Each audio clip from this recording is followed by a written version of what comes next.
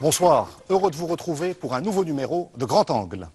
Un grand angle hors norme, un format exceptionnel car nous avons pu, pendant 6 mois, accompagner au plus près la commission spéciale sur le modèle de développement au cœur de son travail. Voilà quelques jours, Sa Majesté le Roi a prorogé d'1 semestre le mandat de la commission. Ce soir, nous vous proposons de revenir sur le chemin parcouru par la commission Ben Moussa et ses 35 membres. Si les premières semaines étaient consacrées à l'écoute des acteurs politiques, institutionnels et associatifs, Chakib Ben Moussa a pris son bâton de pèlerin pour sillonner le royaume avec les membres de la commission. Ils ont visité Taliwin, Bab Brd, Jrada et tant d'autres villes et localités pour tâter le pouls du Maroc profond. Avant de définir les contours d'un nouveau modèle de développement, il était impératif pour eux de recueillir d'abord la parole des Marocaines et des Marocains. Nous les avons également accompagnés dans leurs locaux et au cœur de leurs ateliers d'analyse où ont été débattues les attentes des citoyens. Document exclusif car nous avons été la seule équipe de télévision à suivre le travail au long cours de la commission et de sa volonté de transparence. Quel sera le visage du Maroc du futur? En tout cas, Demain nous appartient, un documentaire de Adil Boukhima et Yousef Zouid. استقبل جلالة الملك محمد السادس شكيب بن موسى وكلفه برئاسة اللجنة الخاصة بالنموذج التنموي. سروري أن أرحب بكم ضمن فعالية هذه الجلسة الافتتاحية لأشغال اللجنة الخاصة بالنموذج التنموي.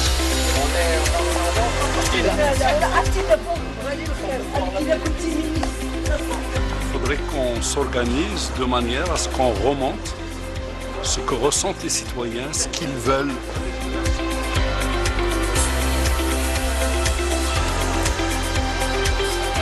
كيفاش بغينا ان هذاك لو جون ماروكان يكونتريبيو في لو ديفلوبمون دو سون بي وهو كيتسنى غير امتى غادي يهرب منه. انا بغيت نخدم البلاد وبغيت انني نرجع لهذه البلاد اللي عطاتني بزاف سواء منين كنت صغير حتى في هذه الجامعه نرجع لها شي شويه من داكشي اللي عطاتني.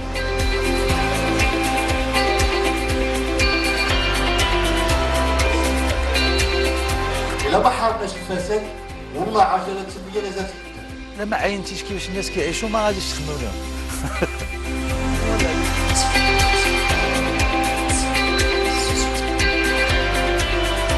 نهار اللي خلقنا انا بالخصوص انا اللي كنهضر معاك انا نهار اللي خلقت لقيت الوالد ديالي كيدير الكي. هذه اللجنة راه ما غاتجيش تخرج مشاريع مدققة ولا غتحل مشاكل معينة الآن.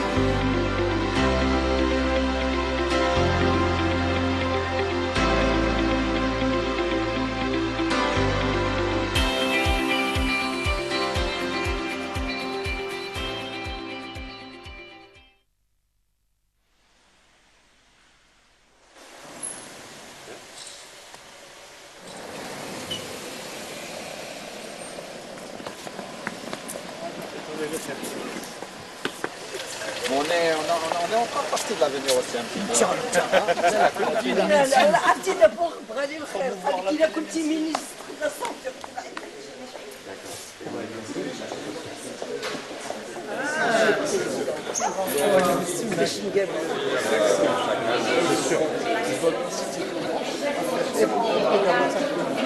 Nous avons deux membres qui n'étaient pas présents avec nous physiquement, mais qui étaient présents avec nous à travers Skype lors de la première rencontre et qui sont aujourd'hui avec nous. Et donc, si vous le permettez, peut-être nous commencerons notre réunion en leur demandant, comme cela a été fait avec le reste des membres, de se présenter brièvement.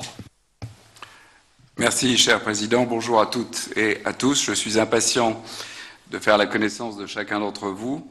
Quand j'ai lu vos parcours respectifs, leur richesse, leur diversité, j'ai pensé quelle fraîcheur.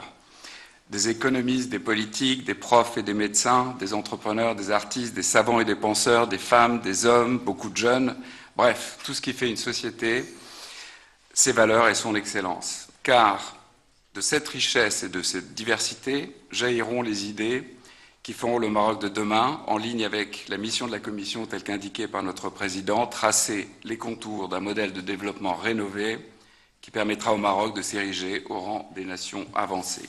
Je remercie ici Sa Majesté le roi Mohamed VI, que Dieu l'assiste. Je nous souhaite à tous bon travail.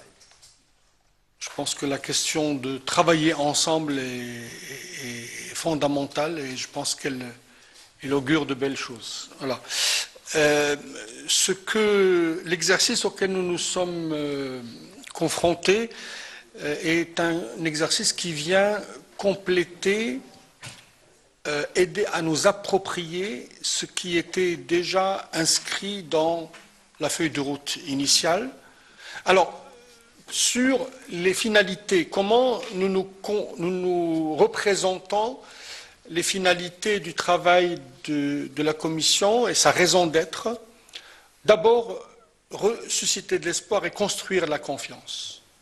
Nous avons à gérer la défiance sociale, générer l'adhésion autour d'un projet commun.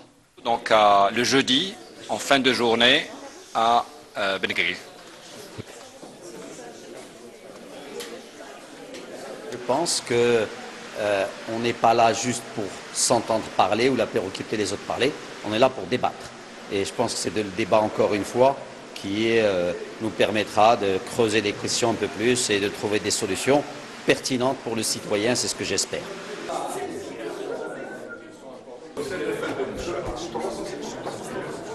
On a quand même l'impression de travailler pour notre pays, pour nos familles, nos amis, pour le peuple marocain en général. Donc je ne regrette pas d'être venu d'une certaine façon et je suis très agréablement surpris. الامبيونس مازال فيها بزاف ديال الرسميات ومازال فيها بزاف ديال الرسميات بروتوكول لان ما كناش غادي نفعل لان حيت دابا هذا السياق اللي حنايا فيه دابا خاصنا نعطيو شي حاجه اللي مختلفه اللي الناس غادي يمكن لهم يتماشاو بها. Après cette première séance de travail, on réalise que le challenge est très élevé et qu'il faut le relever, qu'il y a vraiment une attente extraordinaire de l'ensemble des parties prenantes sur ce que cette commission va produire.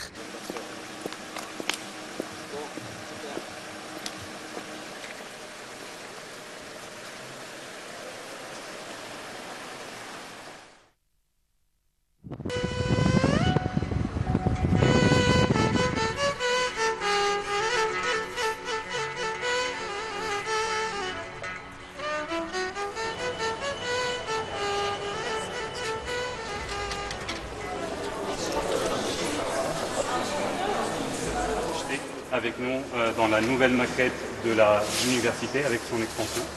Après, en fait, on va aller au niveau de la bibliothèque de l'université pour vous présenter l'endroit où vous êtes. Et après, en fait, il y a le programme que vous avez reçu qui va se dérouler. Voilà. Le stand de tir, c'est ça? C'est uniquement pour ceux qui exact.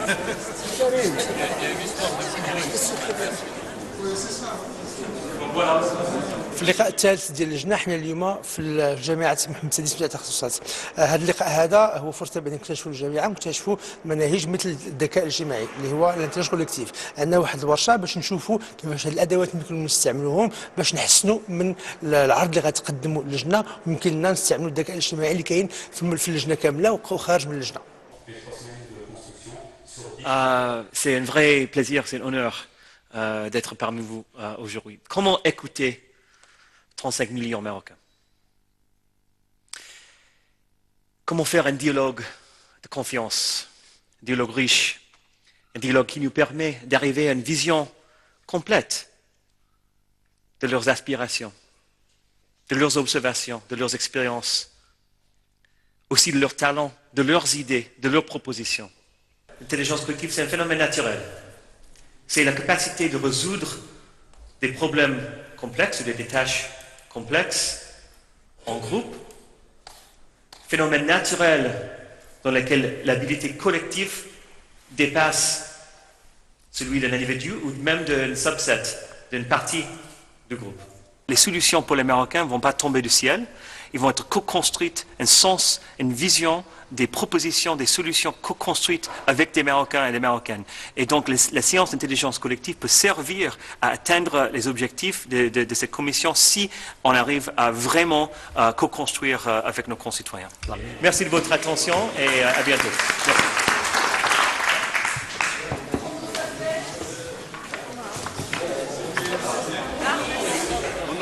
faut dire qu'on a beaucoup appris, et de l'intervenant, et des membres de la commission à travers leurs différentes interventions. Maintenant, on est en train de discuter ensemble et on va continuer comment appliquer tout ça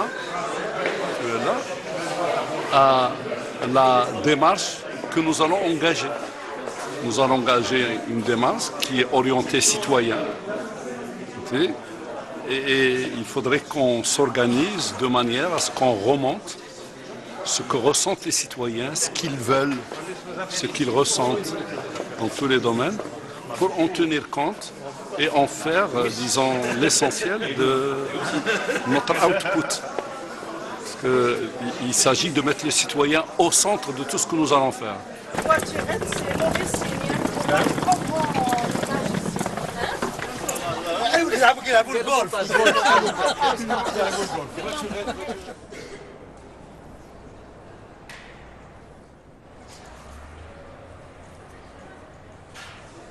Bien sûr, elle est bienvenue. Qui ne peuvent pas, par exemple, étudier, qui ne peuvent pas aller. Immobilière et dans le tourisme.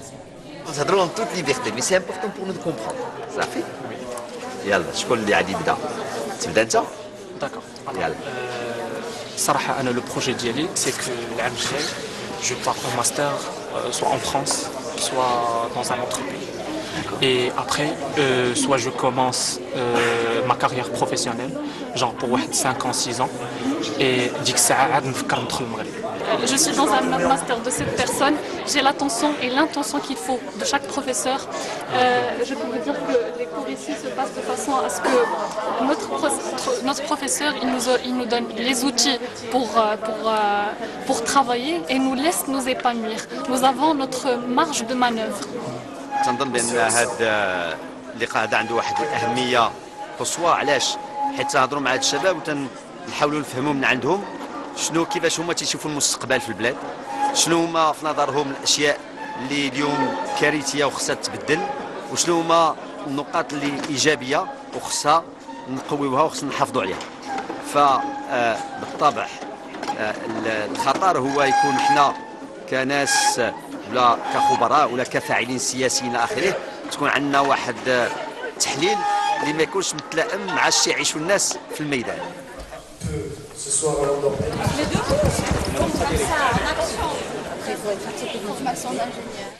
Et أنا خايفة من النهار اللي غادي تطفى فينا هذيك الشعلة ديال الأمل ونبغيو كلنا نخرجوا من هذه البلاد. أنا خايفة منها وما باغاش نوصل لها. راه كيفاش بغينا ان هذاك لو جون ماروكان يكونتريبيو في لو ديفلوبمون دو سون بي وهو كيتسنى غير امتى غادي يهرب منه. انايا بيرسونيلمون جاي من ان فيلاج او موين اطلس بعيد بزاف على لاكس كابا لاكس غابا كازا وكنشوف الناس تما كيفاش عايشين. الملاذ الوحيد اللي عندهم باش غادي يخرجوا من ديك لا سيتوياسيون هي ليدوكاسيون. ما عندهمش كيفاش غادي يخرجوا من تما. يعني l'éducation si on n'a pas réactivé l'ascenseur social اللي هو l'éducation غادي يبقاو تما اي غادي يخرجوا لنا دي فينومين اخرين لي جو سي با يقدر يخرج ليكستريميزم يقدر يخرج بزاف ديال الحوايج. Le Maroc est classé 53e au monde dans le doing business, mais derrière ce chiffre-là, on est 120e dans la facilité à avoir des prêts. C'est-à-dire que les institutions financières ne sont pas prêtes à prendre des risques avec des jeunes ou des moins jeunes d'ailleurs, mais juste prendre des risques avec des idées nouvelles, des idées qui ne sont peut-être pas garanties, des idées qui peut-être peuvent donner quelque chose d'intéressant. On se retrouve donc avec des Marocains qui vont en France, aux États-Unis, pour trouver des capitaux, pour trouver des gens qui vont croire en eux. On parlait de rêves, qui vont croire en leurs rêves et vraiment mettre de l'argent sur leurs rêves. وبالتياتر أنا قادرة نوقف قدامكم دابا ونهدر. بلا ما نخافش كنترعد شويه ما تبارك الله راس مي قادره نهدر. دونك غراس هذاك ليسباس انا عايشه في المغرب في مدينه اليوسفيه وغادا ندير مستقبل انا والجروب ديالي. ميرسي.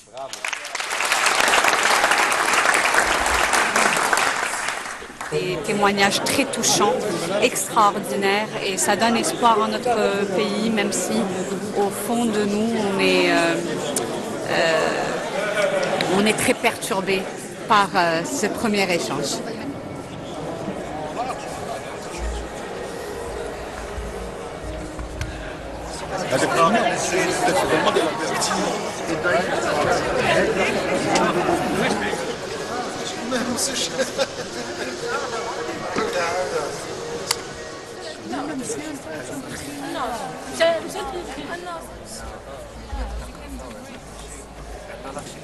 انا ديجا خدمت في الخارج، دونك خدمت في الولايات المتحده مده عام، ولكن هذه كانت تجربه بروفيسيونيل، يعني باش نطور المهارات ديالي كانت في اطار التعاون الدولي في مجال الطاقه، ولكن انا ما عمري ما شفت راسي يعني سواء 5 سنين اللي جايه سواء 10 سنين اللي جايه سواء حتى الخارج ديال الحياه ان شاء الله، ما عمري شفت راسي خارج المغرب. يعني انا بغيت نخدم البلاد وبغيت انني نرجع لهذه البلاد اللي عطاتني بزاف، سواء منين كنت صغير حتى في هذه الجامعه نرجع لها شي شويه من داك الشيء عطاتني. بالنسبه ليا لو موديل ديفلوبمون خاصو يهتم بينا حنا كشباب ك دي زيتر هيومان، سي انه يعاوننا نسترجعوا الكرامه ديالنا، يسلحنا بالوسائل الكافيه باش اننا نقدروا ناخذوا الحق ديالنا في المعرفه في الثقافه، باش اننا يعطينا ماشي هو يوجد لنا المستقبل ديالنا، لا يعطينا الوسائل ويخلينا حنا راسنا نبنيو المستقبل ديالنا كشباب والمستقبل ديال هذه البلاد.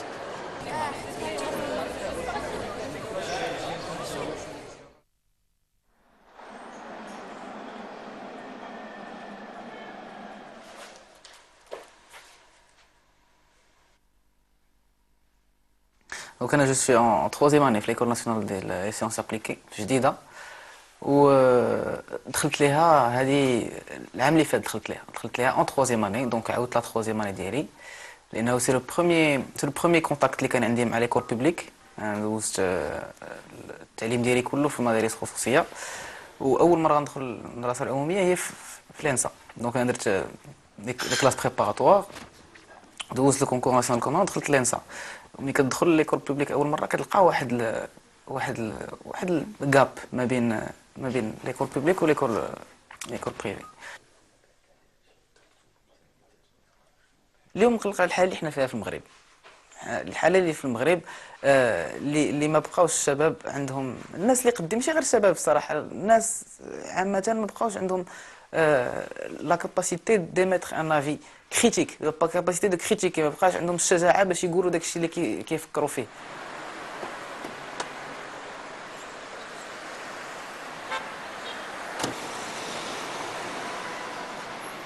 اليوم غنتلاقاو مع الناس ديال لا كوميسيون ديال لو موديل ديفلوبمون، و سو سيغ اون رونكونتر انتريسونت. انا نهار البارح فاش تلاقينا مع الناس اللي وجدونا، جيتي اغريابلمون سوربري، لانه ما كنتش كنتوقع انه هاد اللجنه غادي تهبط للتيران وتهضر مع الشباب وتهضر مع جميع الفئات ديال المجتمع. كومون بريفوار لو فيتور si tu n'impliques pas les gens qui sont concernés par ce futur là، لانه الشباب لا ترونش داج اللي ما بين 20 حتى 30 عام راه هما الاساس ديال هاد الفيتور اللي حنا كنبلانيو ليه، واللي حنا on prévoit le modèle de développement. C'est pour هاد les jeunes هادو، et on peut pas le prévoir إلا ما سولناهمش هما شنو الرأي ديالهم.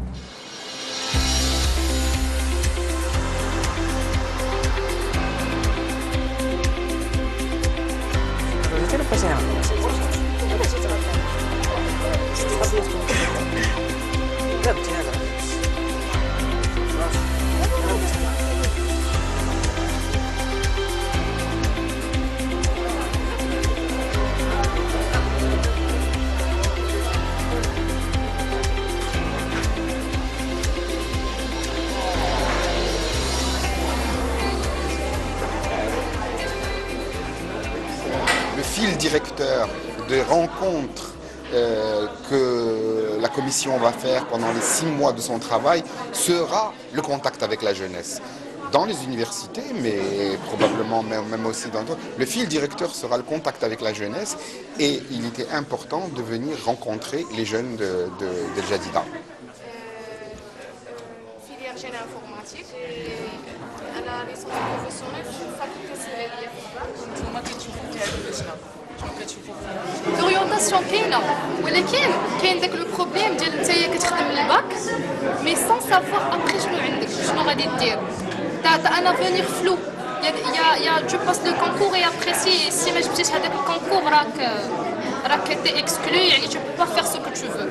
كاين بعض الاساتذه اللي ما كنقدروش نلتقيو من عندهم المعلومه بطريقه جيده يا اما ما كيتوصلش يا اما الطريقه باش كيخدم ما هياش ولكن كوم جو دي ما عنديش الحق انا نقول لانه هو استاذ هو عنده لا كومبيتونس كتقول فوتر بوين انا لاكسبت كيما انا ما en tant qu'étudiant زعما si j'étais le seul à la rigueur mais je suis pas le seul. Mais votre point de vue? Mon point de vue c'est qu'il y a des enseignants qui ne sont pas capables de transmettre l'information. D'accord.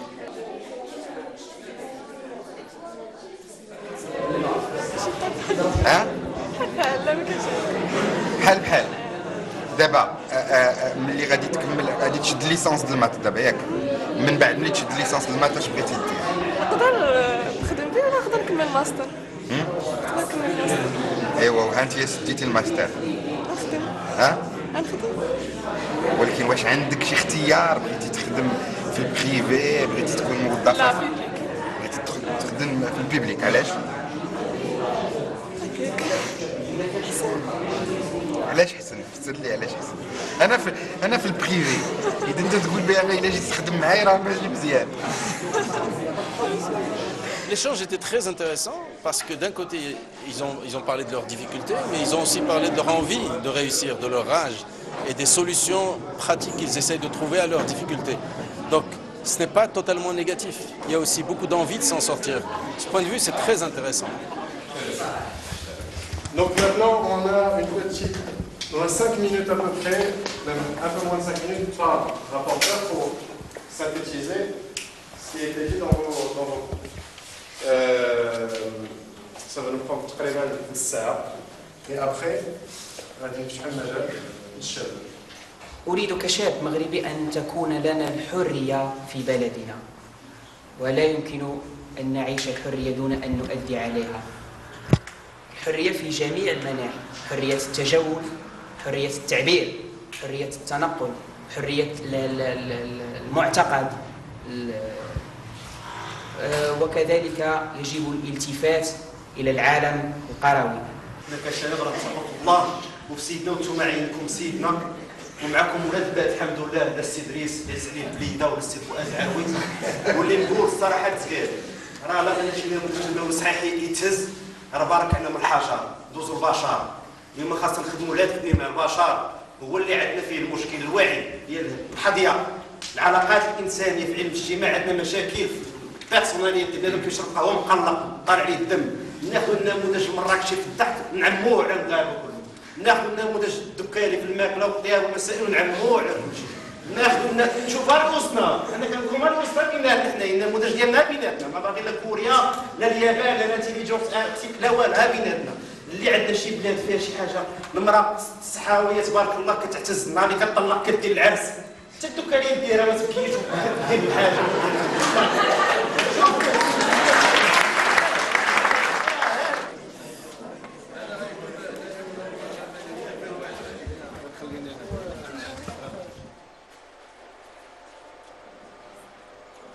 هذه اللجنه انها تعطي مقترحات اللي هي يمكن لها تطبق في ارض الواقع وان الاحزاب السياسيه والمسيرين يسمعوا لهذه اللجنه يسمعوا الاقتراحات ديالها ويحاولوا يطبقوها ان هذه الاقتراحات ما تخاد بعين الاعتبار وما نسمعوش من هنايا عده سنوات ان لجنه اخرى جات وحتى هي بغات دير الوضع حيت كما سطرات كما سطر واحد العضو من اللجنه قال لك بان نفس المشاكل اللي كان كيعاني منها هذه 20 سنه بقات نفس المشاكل دونك من هنايا 20 سنه كنتمناو ان هذه المشاكل اللي بقاو يتحيدوا. لقاء فركتوو تصنتوا لنا الناس مزيان وعطاونا الحريه ندويو بطلاقه وبدون رقابه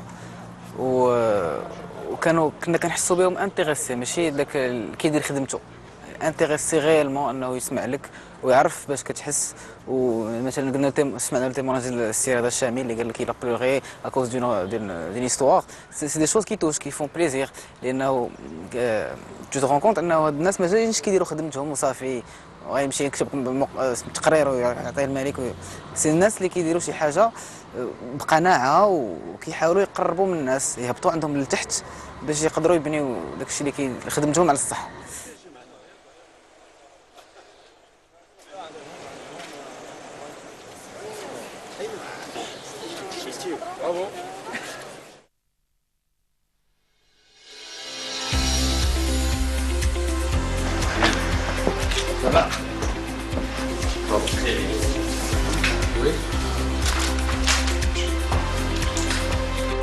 أسئلة حول الدور ديال السياسيين والوضعية ديال الديمقراطية في بلادنا والوضعية ديال الحريات وبالخصوص الحريات الفردية.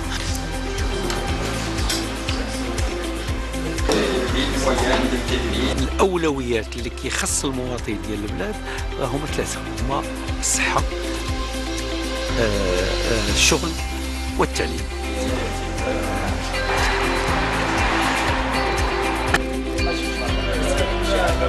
ليس هناك من سبيل أمام بلادنا إلا أن نتقدم بدون تردد في إرساء الخيار الديمقراطي الذي أصبح اليوم خيارا دستوريا.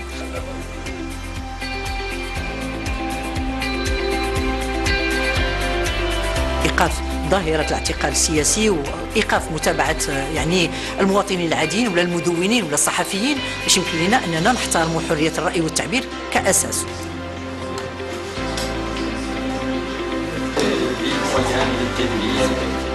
عمل اللجنة في حد ذاته ووجود هذه اللجنة والأسباب التي أدت إليها أعتبره نابع من لربما الضعف الذي يعتري المؤسسات في بلادنا.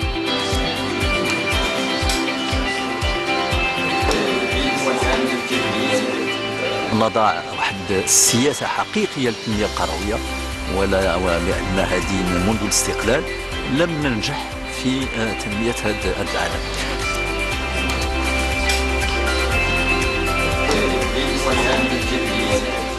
الانتقال من مجتمع ديال الامتيازات وديال الاقتصاد الريع وديال الوساطة إلى مجتمع ديال الحقوق.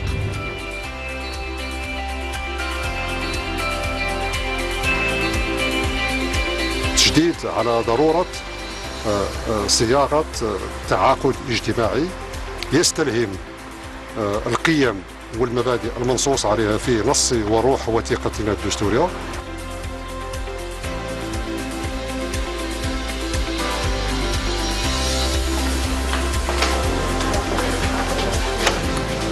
Nous, en tant que membres de la commission, nous avons alors surtout écouté. C'était ce qu'on devait faire aujourd'hui. Écouter, on a posé quelques questions pour en savoir plus. Mais voilà, c'est une phase de consultation, je dirais, qui a bien commencé. Évidemment, il y a des différences en termes de propositions, de recommandations, de transformation du modèle qui sont inhérentes à l'historique de chaque formation politique, à l'idéologie de chaque formation, aux valeurs, aux projets qui sont chers à chacune de ces principales organisations politiques.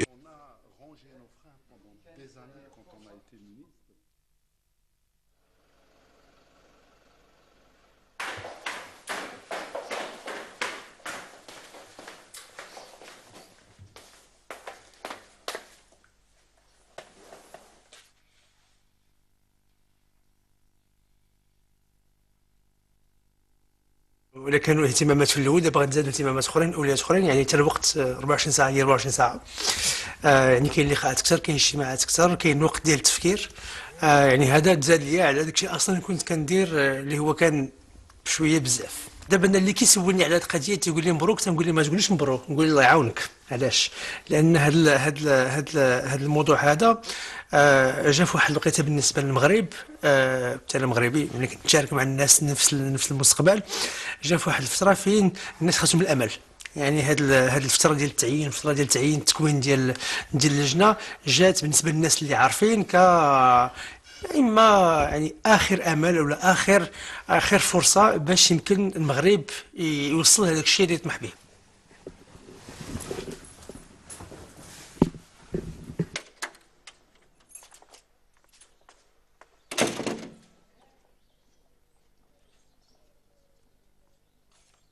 سيد الوالي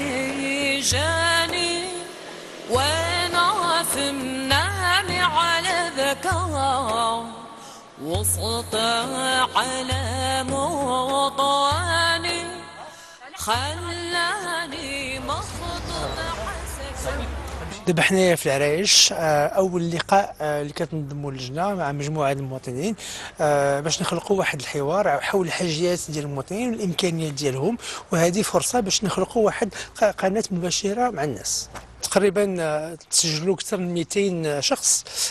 حنا فتحنا الابواب ل100 ديال الاشخاص على حساب القاعه. هاد الاشخاص مختلفين، خلينا تقسيم ديال الاتش تي بي، يعني باش يكون عندنا واحد توازن بالنسبه للعدد ديال النساء، العدد ديال الشباب، الفئات العمريه مختلفه، يعني ماشي اختيار بالنسبه للتوجه او لا اختيار بالنسبه للعمل، ولكن اختيار ديموغرافي باش يكون واحد النوع من التمثيليه ديال المنطقه.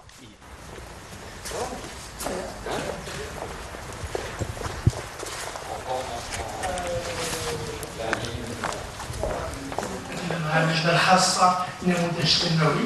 الاسم ديالي عندنا هديوي، غادي يكون عندي الشرف باش نسير الجلسه اليوم. هي دائما تكون غير كافيه، واحد التصور اللي هو مدمج. انا ملي كنبغي ندوي على مدينه العرايش كنسميها المدينه المظلومه. عرفتي مدينه عندها الواد وعندها البحر وعندها الجبال وعندها مدينه ليكسوس القديمه يعني السياحه. كيفاش هذه المدينه هذه ما كتوفرش وعندها العدد السكني ديالها قليل مقارنه مع مدن واحده اخرى؟ كيفاش هذه المدينه ما كتوفرش فرص الشغل لابناء المدينه؟ وانا خارج دابا، انا من بعد التخرج ديالي من الماستر من هوز الدبلوم ديالي ماشي ضروري نمشي لطنجه ولا نمشي لكازا ولا نمشي لرباط باش نخدم. علاش ما تكونش الخدمه ديالي عند خدمه هنا في المدينه ديالي؟ وشكرا. الشباب فين مشاو؟ شي شد الماستر ديالو قلب على فلوكه وحرك فيها، شي مشى لتعاطى للادمان، شي مشى للتطرف. هادو الحلول اللي ولاو عندنا، ولينا كنعرفوا حاليا النسبه ديال الانتحار والاغلبيه ديالهم ديال الشباب.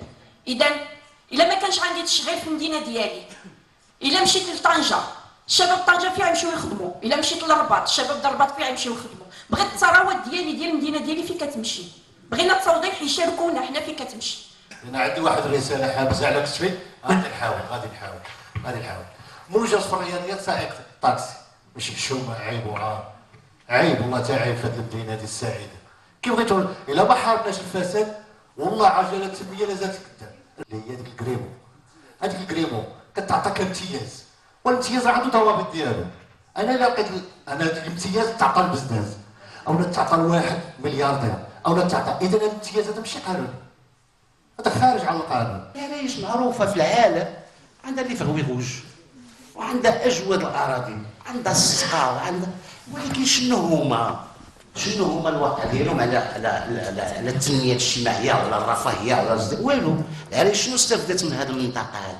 استفدت البرارك، ولات هي الثانيه مرضى البيضاء، ولات مشكله امنيه عويصه، استفدت البطاله، استفدنا يعني جميع المظاهر ديال البؤس الاجتماعي. بدون تنزيل وتفعيل لهذا المبدا اللي هو ربط المسؤوليه بالمحاسبه لن ينجح اي بناء لاي نموذج، ولن ينجح اي تنزيل لاي نموذج، ولن نضمن نجاح النموذج المتامل. انا دابا جبتونا هنايا، لا ما جبناكش، جبت وحدك. جيني وحدك. لا ما جبناكش، لا باش تكون المصطلحات تكون محدده. نهضروا، عطيونا هاد التشخيص درناه ودرنا التحليل، ودابا شنو تدير اللجنه؟ هادشي راه بدات اللجنه. واش غتجي غير باش دير الديباجه ولا ما عرفت؟ الا غادي ندير انا التشخيص وندير الحل نكون في اللجنه. مرحبا بك، تفضل. خاطر توسع، الصبر شي شويه باش يمكن لينا نوصلوا لهذاك المستقبل اللي بغينا. شكرا بزاف، تبارك الله عليكم، فرصه قادمه ان شاء الله. بارك الله فيكم. صوره جماعيه، راه كل شيء جاء عفاك هنا في الكتاب.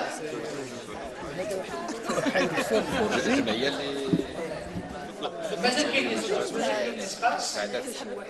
تحت ما دابز كل شيء هدر، ما كان حتى شي واحد قال لك ما حبسناش. هذه تجربه اولى ديمقراطيه كيفاش هذه الافكار يمكن لهم داروا، وكنظن بان خرجنا بواحد الفكره بان الناس يمكن لهم يساهموا، باغيين يساهموا، والمستقبل يكون احسن ان شاء الله. كل شيء خصو يخدم، يد وحده ما كتصفقش، ما كتصفق باش الله يفيقوا الناس كاملين يخدموا. والهدف هذا الشيء بان راه ماشي واحد اللي عنده الحل، راه الحل عند الناس كاملين، والا ما بدلناش طريقه التفكير نبغى نبدلوا حتى شي حاجه. جوج ثلاثة. شكرا بزاف، تبارك الله عليكم، فرصة قادمة إن شاء الله. ميرسي.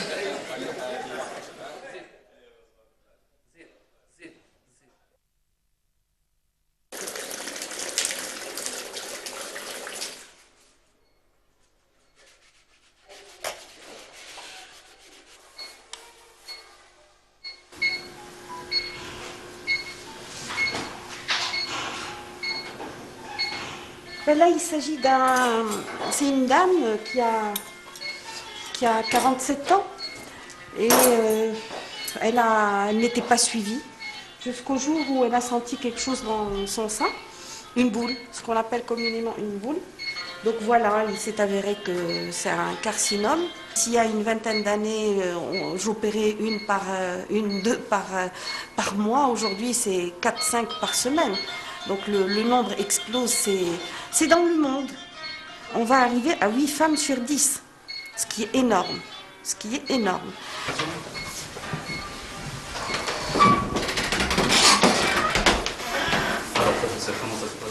Très bien, très bien. Bon, je crois que c'est une dame, elle va s'en sortir. Elle a eu une très belle chirurgie. Quand je suis contente comme ça, ça me fait plaisir qu'il y ait un bon pronostic. Parce que bon, la tumeur était petite. Et donc, on gagnera la bataille. Vous l'avez installée, je peux la voir? Parfait. Bonjour Rouda. Bonjour. Ça va? Ça va. Békhir? Très bien. Quel petit chouïa? Ça va très bien. On a posé la chambre maintenant? Oui. Alhamdoulilah. Alhamdoulilah. Avec tous ces changements démographiques, tous ces changements épidémiologiques, l'épidémie est en train de s'installer du cancer, il faudrait qu'on réfléchisse sur un système de santé qui va dans ce sens. Il y a quelques années, il y a quelques décennies, on orientait la politique de la santé vers les maladies infectieuses. Aujourd'hui, on les oriente et on devrait renforcer cette orientation vers les maladies chroniques et surtout les plus graves. En tête de liste, il y a le cancer. Inch'Allah, merci beaucoup. Et à la slamtik. Merci, c'est très gentil. Merci, merci.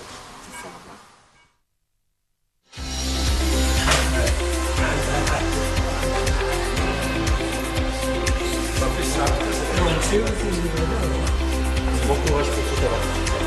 Ça fait plaisir.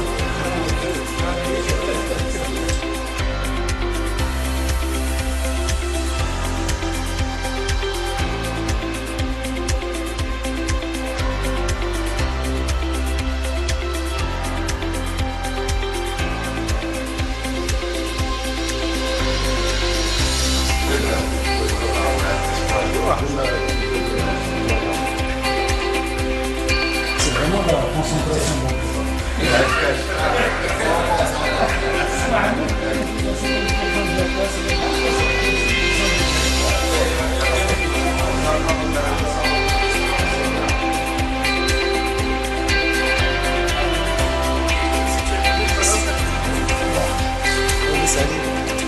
Plaisir de te voir, vraiment.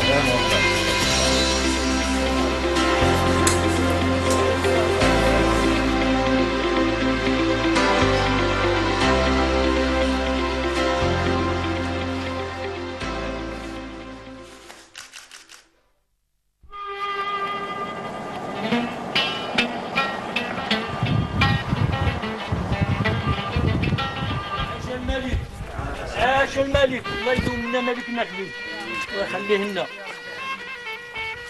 السلطة ديالو الله. السي شاكي.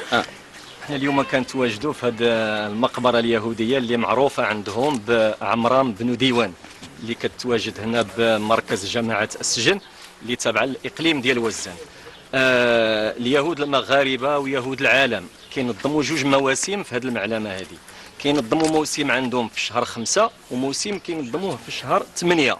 كيجيو هنا كتشوفوا هاد القبر ياك القبر هذا كيشعلوا فيه مجموعه ديال الشموع وفيه عليه كيمارسوا الطقوس الدينيه ديالهم.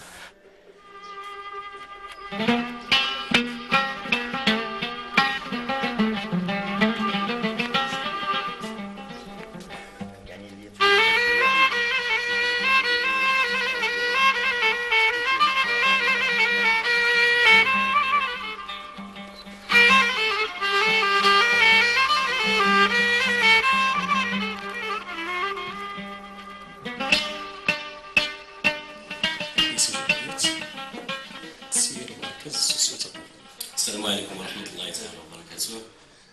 أولا نجدد ترحب باللجنة الملكية، مرحبا بكم عندنا في السجن. باش ندخل مباشرة في صلب الموضوع باش ما نعطلوا. عندي واحد المجموعة ديال الاقتراحات من أجل أننا كيفاش نخلقوا واحد التنمية داخل هذا المركز ديال السجن ولما لا في الجماعة كاملة.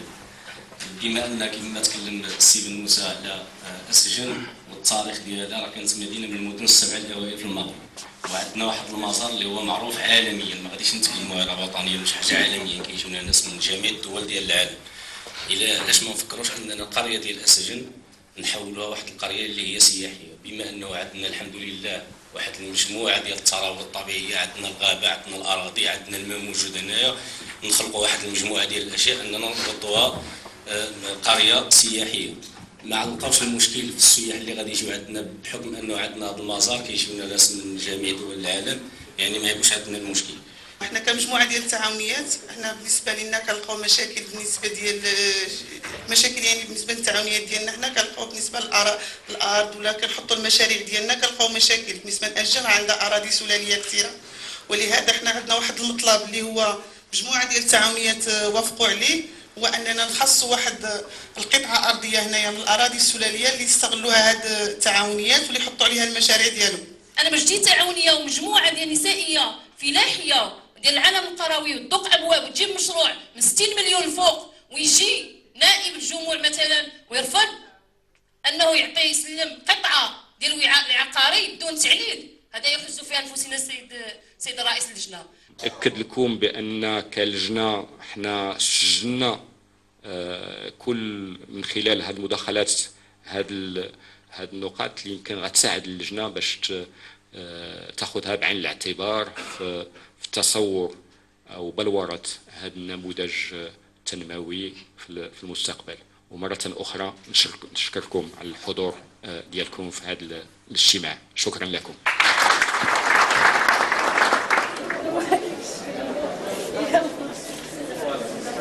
انا وجهه النظر ديالك في الاعتقاد الجلسه الاحساس ديالك صراحه بالعكس مفيده، وكانت يعني خلاتنا نفجروا واحد الشحنه اللي كانت عندنا بالاخص المراه القرويه والمعاناه اللي كنعيشوها، وهذا الحمد لله وضعونا في الصوره، وكان على الاقل واحد الالتفاته اللي هي ملموسه ولو انها لجنه تشاوريه ولكن غتحمل وتوصل. وكنتمناو منها ان تاخذ هذه الصرخات ديال النساء يعني بعين الاعتبار باش نعالجوا هذه المشاكل اللي هي كنعيشوها احنا في العالم القروي، لدرجه ان احنا دابا بلادنا ولات كتهاجر صراحه. وشكرا.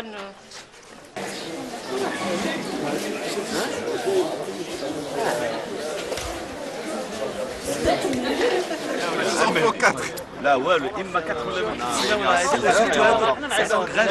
C'est faux, respectez les gens. On était à votre écoute. Parce qu'on est en retard.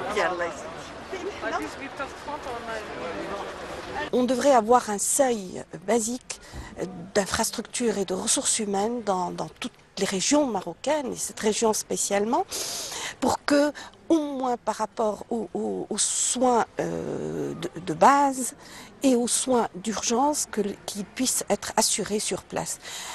Parce que là, excusez-moi, je le dis comme ça, qu'une urgence ou qu'une femme qui accouche doit traverser dans des conditions de transport parfois chaotiques.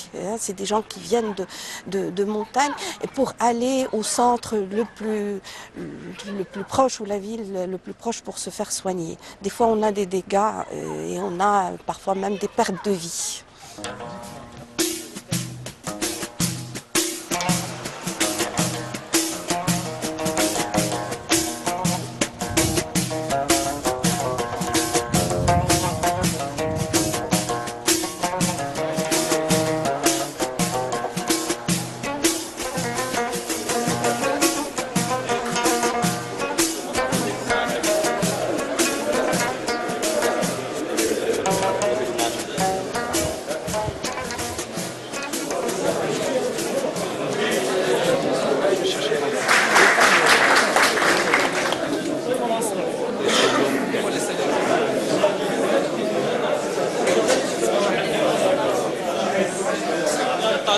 أول مشكل اللي كيعاني به دائرة باب برد عامة وهي البطالة.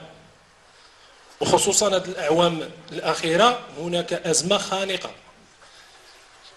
الاقتراح اللي كنقترح في باش نخرجوا من هذا المشكل ديال البطالة وهذه الأزمة هو خلق مناصب شغل على مستوى مبرد. يعني خصنا نخلقوا شي مناصب شغل هنا، اما نديروا استثمار كشركات مصانع شي حاجه، يعني التعاونيات اللي تخلقنا اليد العامله وما نبقاوش في هذه الازمه. ديال الاول اول حاجه كخصنا الترانسبورات، وثاني حاجه كما قلت لكم كخصنا المؤطرات اللي اطرونا والمؤطرات اللي اطروا الناس، لان حنا فتحنا التعاونيه للناس هنا بالبرد باش نحاربوا شويه الهشاشه والفقر والجهل اللي كاين عندنا بالبرد.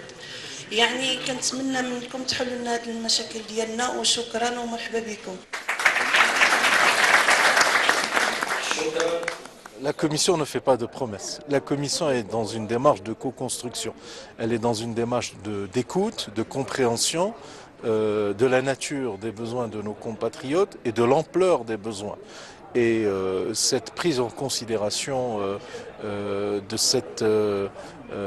de l'urgence des besoins va évidemment marquer les recommandations de la Commission et va définir les urgences, les grandes priorités sur lesquelles nous allons insister.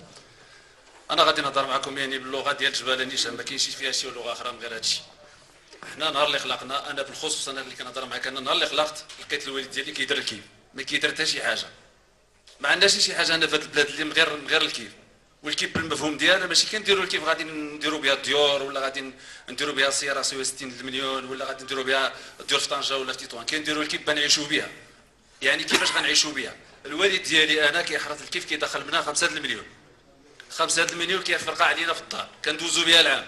اللي كيمرض كياكل منا، اللي كيسافر كياكل منا، اللي فهمتي؟ الفلاح اللي كثر منه شي شويه كيدخل 10 المليون، اخر كذلك ومثال. عينا ما نشوفوا الحلول. درنا الزيتون راه ما كاين من والو. درنا الزرع ما كاين من والو، كندخلوا قنطرين الزرع، اش غنديروا بها؟ غنبيعوها شحال غتسوى؟ الزيت ما كيعطيش. زائد المشكل الاخر اللي كاين هو كيهددونا الناس، يعني كنتلقاو بعض التهديدات. حنا مغاربه، حنا كنامنوا بالله والوطن والملك، حنا بدنا مغاربه. علاش يمكن بغيت في البدايه نصحح واحد النقطه، لان باش نكون ايضا تكون صريح معكم. هذه اللجنه راه ما غتجيش وتخرج مشاريع مدققه ولا غتحل مشاكل معينه الان. هي لجنه اللي كلفها جلاله الملك الله ينصرو باش توضع،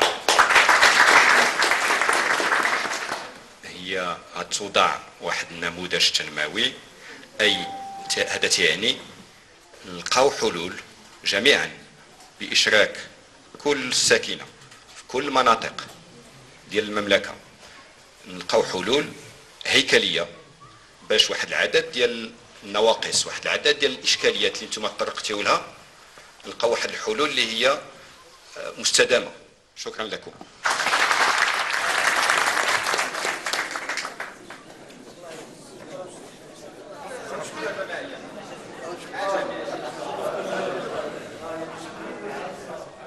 غناخذوا صوره جماعيه. يلا جاوبوا ناخذوها.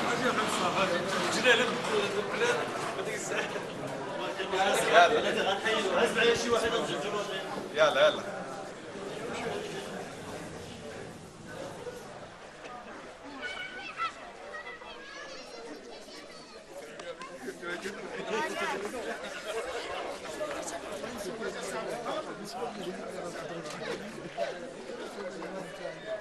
Là, sur Berred, on est sur un territoire donc à cannabis, donc où la culture principale est le cannabis, où personne ne veut voir le cannabis.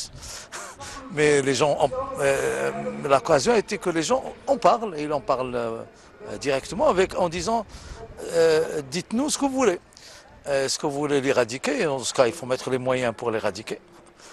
Si vous voulez l'institutionnaliser ou le réglementer, faites-le très vite. Parce que on a au moins deux gros problèmes. D'abord le problème de la crise même de vente maintenant du cannabis, parce qu'il y a une grosse crise locale vu que les variétés ont changé, etc. Et le deuxième problème, c'est la délation. La délation entre proches Ce qui fait que la plupart des gens ici sont poursuivis.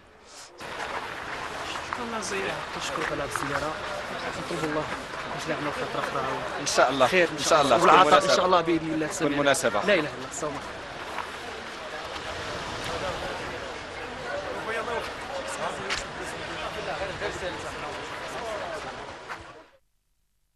احنا اللي لاحظنا بان اولا من طبيعه الحال هناك تفاوتات ما بين على حسب الجهات، حسب الفئات في هذه الطلبات، ولكن هناك بعض المواضيع اللي هي تتكرر. من هذه المواضيع من طبيعه موضوع الشغل،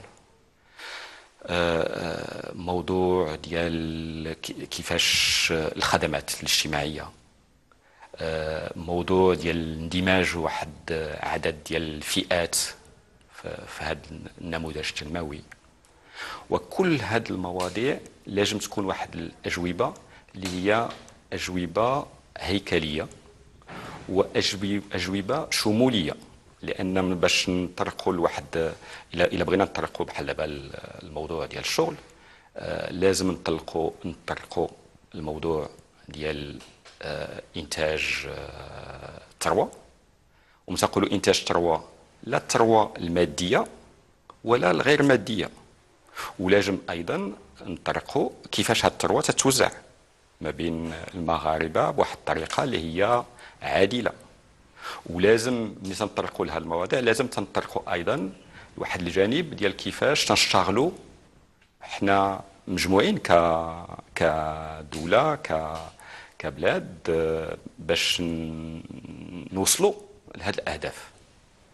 وإذا هذا تعني بأن هذه المواضيع اللي هي ظهرت من خلال اللقاءات اللي تمت لحد الآن مع كل الأطراف المعنية تتساعدنا أيضا باش نبنيو هذه الهيكلة ديال النموذج التنموي اللي ديال المغرب الغد، ديال المغرب اللي بغينا.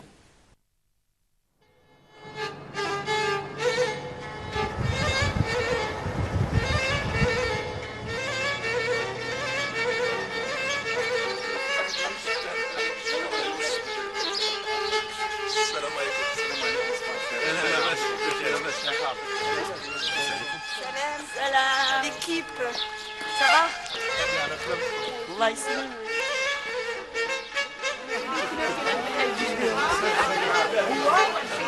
Modernise un petit peu ce qui est traditionnel. Bien la valoriser.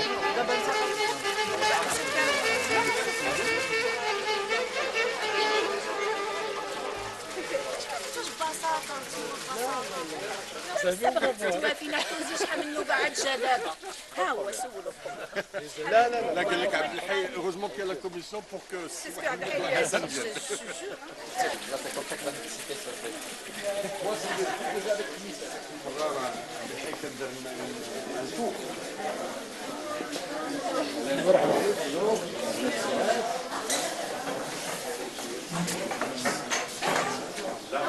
ما فايداش مع الاسف يعني هذه. كريم تازي، راجل اعمال صناعي، مناضل سياسي. انت؟ انس الدومي، كنقرا في الثانيه بكالوريا جيستيون. انس الدومي كنقرا في الثانيه بكالوريا كونطابيلتي جيستيون. العمر ديالي 18 سنه. من الليسي؟ الليسي بنو زهر، وجابوني يعني هنا باش نختاروا واحد من التخصص ديالي، كنمثل التخصص ديالي باش نشارك في هذا المجتمع. اللجنة هي لجنة النموذج التنموي الجديد. إذا اللجنة الدور ديالها وهي تفكر وتقترح واحد النموذج تنموي جديد للمغرب. فهمتي؟ ومن طبيعة الحال الشباب تعتبر بأن الشباب عانى من عدد ديال المشاكل في اطار النموذج الحالي، بان الشباب كان منسي شويه. وشنو هما الحلول اللي غادي يقترحوا من النموذج الجديد باش الشباب يلقى نفسه في هذا المغرب الجديد. فهمتي؟ فين تعلمتي الجيتار انت؟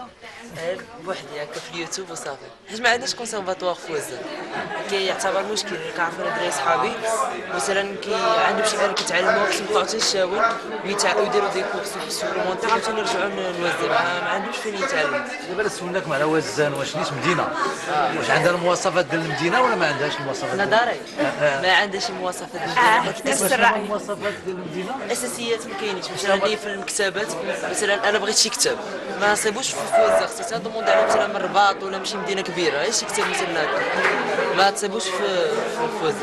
اضافه بحال الكونسيرفاتوار بزاف د الحوايج الجمعيات المدارس ديال التعليم العالي ما كاينينش مثلا واحد ما عندوش امكانيات كتكون في وزير ما عندوش امكانيات باش يطلع يقرا في المدن الاخرى طنجه ولا الرباط ما عندوش امكانيات كتستمتع عليه ما يقدرش يطلع حتى يكمل قرايته. انا طلبت لهم انهم يهيئوا الشباب شنو يديروا لانه في الموحد ديالي انا كنشوف الشباب ديما في الليل جالسين لا دغوكا مثلا ما قلت ما يدار دباز نمشيو للبيار ديما البيارات عامرين ما تلقاش شي حوايج المكتبات ما كاينينش حتى دخلت المكتبات عندهم المكتبات على اساس انها شي بلاصه كتدخل ترتاح فيها ماشي تلقى فيها كتب كتلقى طوابل وكراسه ما تلقاش فيها كتب كيهضروا فيهم وداكشي. قلت لك مثلا الشباب حنا عندنا هنايا واخا مثلا كاين ملاعب ديال كره القدم وكاين داكشي ولكن عندنا واحد التفكير لانه مثلا واخا يمشي ينجح مثلا جاب الله وتصاب مثلا حنا عندنا هنا بزاف ديال الدراري تصابوا في البدن ديالهم صافي تنساو ما كاين الاهمال التام. الشباب هنا ضايعين واخا مثلا الشباب عندهم يد في هادشي.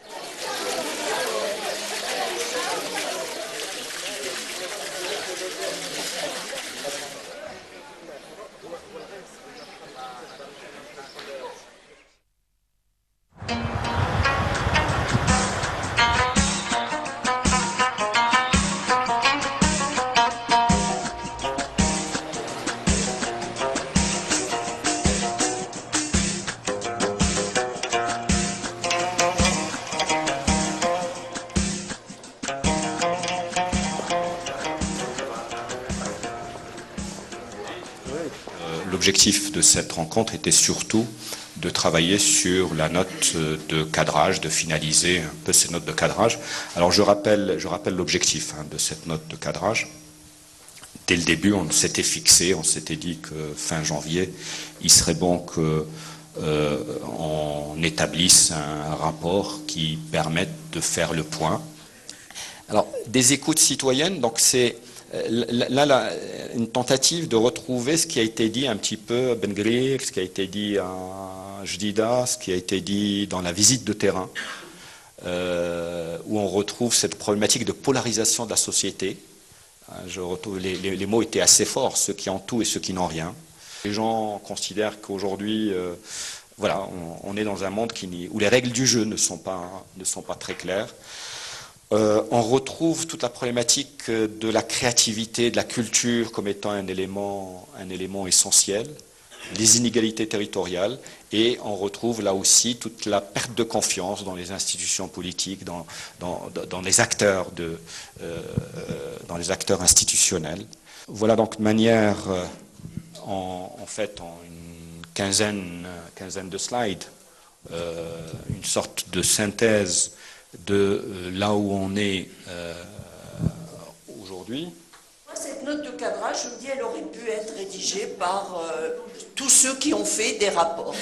Les mots-clés, elle est rédigée à partir, j'ai l'impression, des auditions, pas des remontées des terrains. Je ne retrouve pas la politique de rente qui est revenue tout le temps. Non, une fois elle est écrite. Je ne retrouve pas la corruption, je ne retrouve pas les jeunes qui disent je n'ai pas d'avenir dans ce pays, du tout. Mais les jeunes, il n'y a que une diapo avec les verbatims. Tout le reste, c'est ce qui a été dit dans les auditions institutionnelles. Donc c'est une note de cadrage institutionnelle. Je suis vraiment dans un niveau d'émotion qui est très très fort. Je suis absolument consterné par cette synthèse. Elle est consternante. Elle est consternante parce qu'elle mélange les symptômes et les causes profondes. Elle a un parti pris très fort qui est d'éviter certains problèmes. Et j'ai très peur qu'on est en train maintenant de noyer le poisson avec des choses et tout ça. Cette synthèse est consternante. Elle est consternante. Ben, c'est ton avis, Karim. Oui. Tu l'exprimeras dans le groupe de travail. Après le groupe de travail, on viendra reprendre. On va noyer le poisson dans des groupes de travail. On ne noie pas le poisson. Je vous propose une méthode de travail. Oui, mais Mais c'est ton avis. Et ce que nous faisons comme exercice, c'est un exercice ensemble pour construire. Nous sommes 35. On se répartit en 4 groupes, donc il y a 4 groupes de 9 personnes qui vont débattre, qui peuvent remettre en cause, qui peuvent venir avec d'autres smissos, et puis on se retrouve en plénière. On se retrouve en plénière pour avoir un débat en plénière.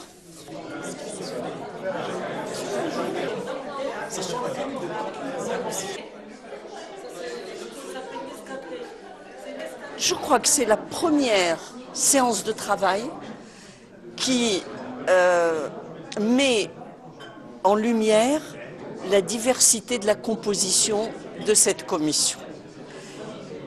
Elle est impressionnante. Vous avez des personnalités en grande responsabilité.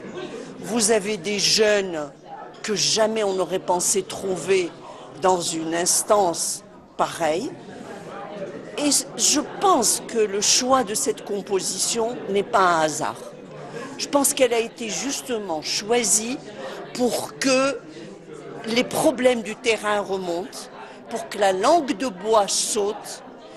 Et personnellement, je n'oublie pas que dans l'un des discours, Sa Majesté a dit « Donnez-moi le diagnostic, même s'il ne fait pas plaisir ». Eh bien, aujourd'hui, on est dans le vif du sujet.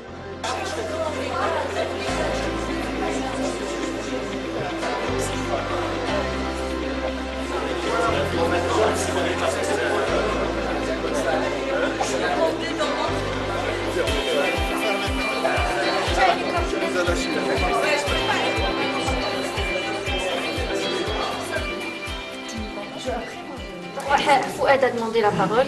Oui. Après, il y a... Oui, parce que des gens que j'estime beaucoup ont commencé leur intervention en disant « je ne suis pas d'accord avec ce qu'a dit Fouad », donc je suis obligé de préciser un peu. J'ai commencé par parler de ma situation personnelle pour dire que j'avais beaucoup d'empathie, forcément, j'ai beaucoup d'empathie pour tout ce qui a été dit. J'ai eu les larmes aux yeux à Benguir, à Jdida, etc. Je dirais, comme dirait Giscard à Mitterrand en 1974, personne n'a le monopole du cœur. Je pense qu'on a tous le cœur, bien sûr. Simplement, la question que je pose, c'est que veut-on? Parce que si c'est pour faire un cahier de doléances, comme en 1789 a été fait avant la Révolution française, chaque province, chaque doigt, dirait Tauzier, est venu avec son cahier de doléances. Très bien, c'est une possibilité. Mais si on veut faire cahier de doléances plus proposition, la question des propositions ne peut pas venir, excusez-moi, c'est pas de l'élitisme, les propositions doivent tenir compte de choses beaucoup plus compliquées qui sont l'économie, la situation linguistique, l'environnement, les choses comme ça, qui ne peuvent pas, elles, venir du terrain, comme on dit. Donc, moi, je pose simplement la question, que veut-on? Cahier de doléances ou bien cahier de doléances plus proposition? C'est une question de méthode. Juste une petite. Qu'est-ce qui permettrait à tout ça réellement de s'effectuer? J'aime bien cette idée de transformation units, mais j'aimerais qu'on comprenne de quoi on parle. Peut-être qu'on a besoin de dire 2 ou 3 mots là-dessus. Ça veut dire aujourd'hui.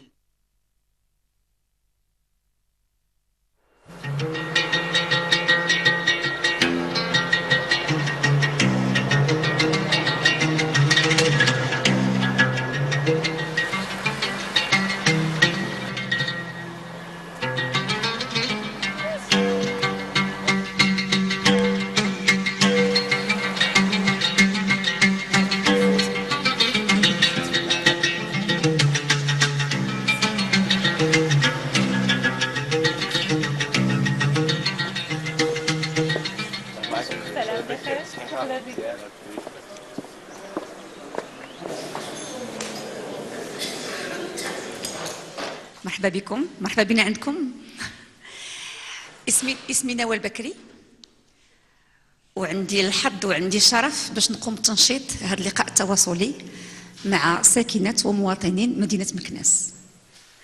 هذا اللقاء التواصلي كيدخل في واحد الإطار ديال اللقاءات المواطنة اللي كتقوم بها اللجنة الخاصة بالنموذج التنموي. والهدف منها هو الإنصات والاستماع إلى المواطنين حول أسئلة مختلفة عندها علاقة بمجالات التنمية. دونك على بركة الله نبداو اللقاء ديالنا. احنا نعيش واحد الفوضى عارمة بمدينة مكناس، لأن الطرق ديالها كلها يعني في واحد الوضعيه غير لائقه، راحنا نعاني كساكنه يعني في الانتقال ديالنا للعمل ديالنا والمجال ديالنا، وبالتالي ما كتعطيش واحد الراحه نفسيه في جميع المستويات. كذلك ملي كنقول العيش مدينه فقيره، بالفعل هي مدينه فقيره لان فيها احياء مهمشه، فيها شباب غير مشتغل ما عندوش فين يشتغل اساسا، ما كاينش مشاريع اقتصاديه. وانا كنتحدث على يعني حقائق، ماشي كنهضر غير فقط على مستوى الملاحظه، باعتبار ان المشاريع الاقتصاديه موقفه سواء في البناء سواء في المؤسسات سواء في المشاريع كلها. وكنشكر مره اخرى اللجنه، وكنتمنى يعني ان الصوت ديال مدينه مكناس يترفع يعني بافضل الصور. وشكرا.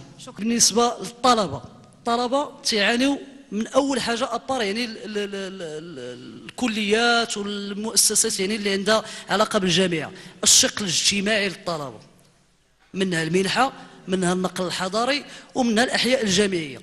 اليوم نعطيكم مشكل امام يعني الجامع، هو اننا عندنا حي جامعي مقابل كليه العلوم القانونيه والاقتصاديه ومسدود 9 سنوات، ويعني نادينا الوزير ويعني جميع المتدخلين في هذا الشان، ولكن ما كاينش حل. ولكن شكون المتضرر؟ راه هو الطالب. التكوين شباب واعي. شكرا. التعليم.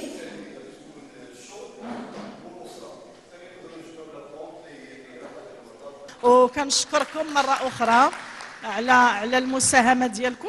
بغيت غير نذكركم بأنه كاين المنصة الإلكترونية ديال المغرب اللي بغينا غادي تدخلوا ليها وغادي تلقاو واحد المكان اللي يمكن لكم تحطوا فيه الاقتراحات ديالكم. كاع الأفكار اللي غيجيكم تكونوا غاديين في الطريق غادي تقولوا كان خصني نقول هذه ماشي مشكل، غير توصلوا للدار دخلوا للسيت يمكن لكم ديروا الاقتراحات ديالكم. وانا في حقيقه تشرفت باش نحضر معكم اليوم انا والاخوان ديالي، وكنشكركم شكرا جزيلا. بارك الله فيك. نصورك باش اسمح لي.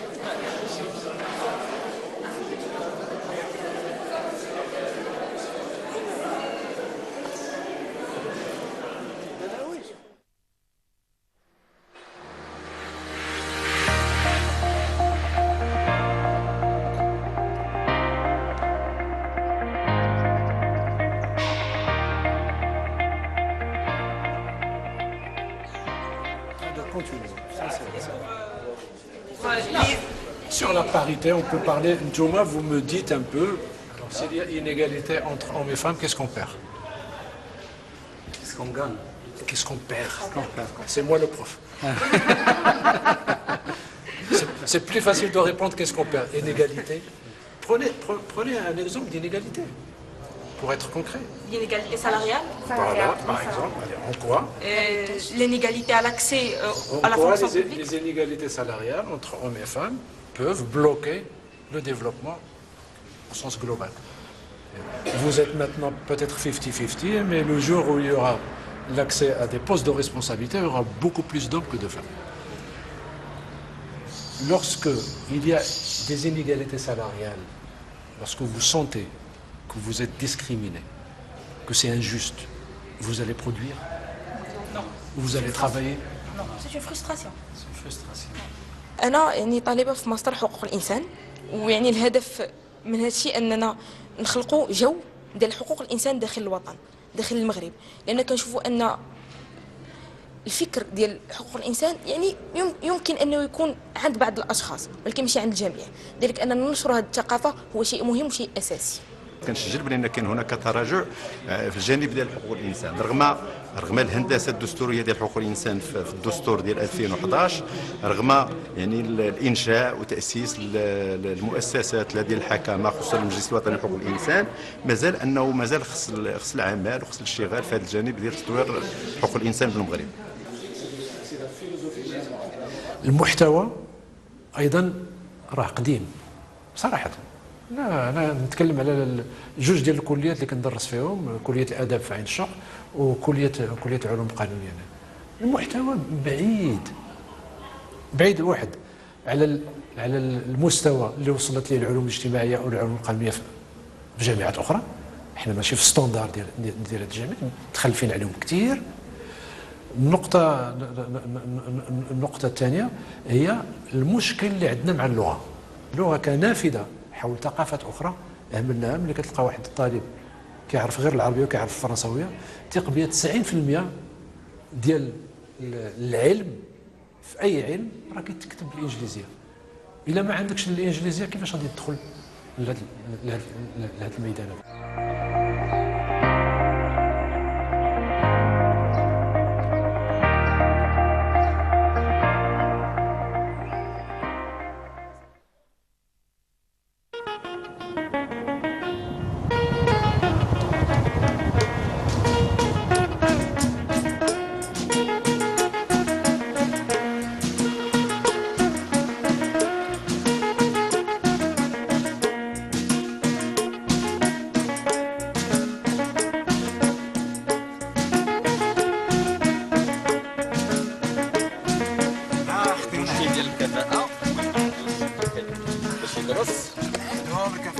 هذه هي المحطة كاع باش كيتجمع لاسينيسمون يعني لي زو اوزي ديال الدوار كامل.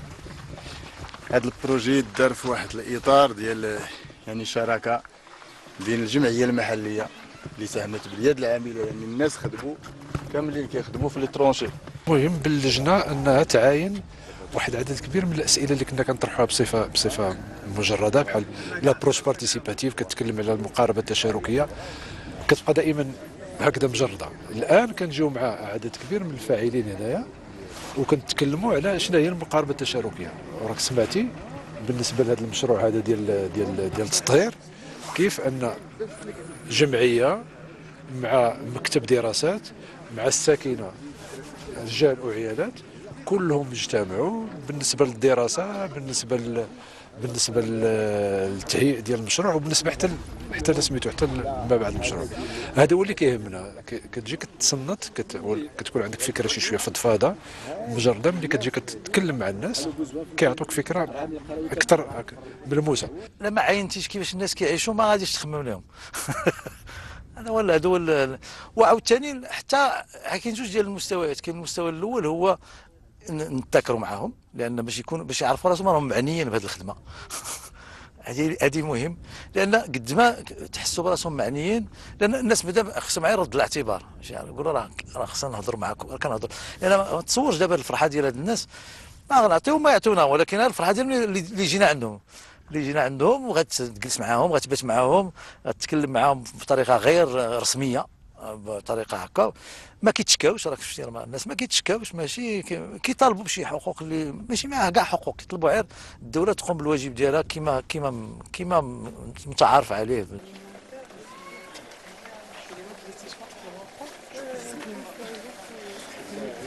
انا السيد الرئيس دابا المره الا غتولد راه مشكل كبير.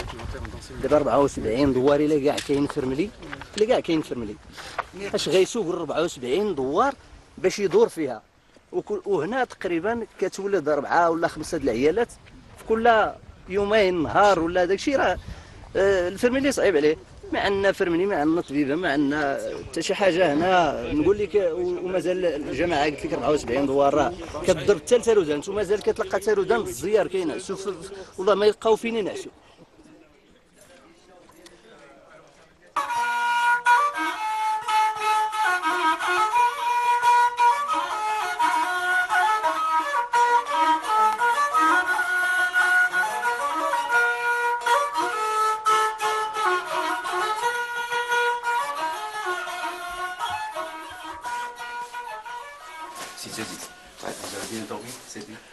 Ah, oui. Le confort était un peu spartiate, mais j'ai un peu l'habitude puisque je randonne souvent dans les montagnes de l'Atlas.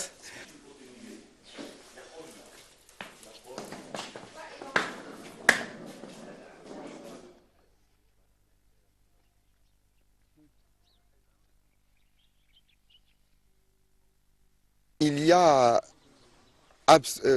inévitablement des moments de doute parce que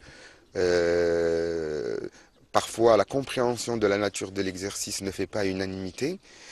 Le temps imparti est court et puis quand on se penche dans le cadre du diagnostic, quand on rencontre les populations et qu'on découvre l'ampleur des problèmes sociaux et économiques que le pays connaît, et qu'on se dit qu'il faut arriver à des recommandations en une période assez courte, il y a des moments où il y a parfois un peu de découragement et un peu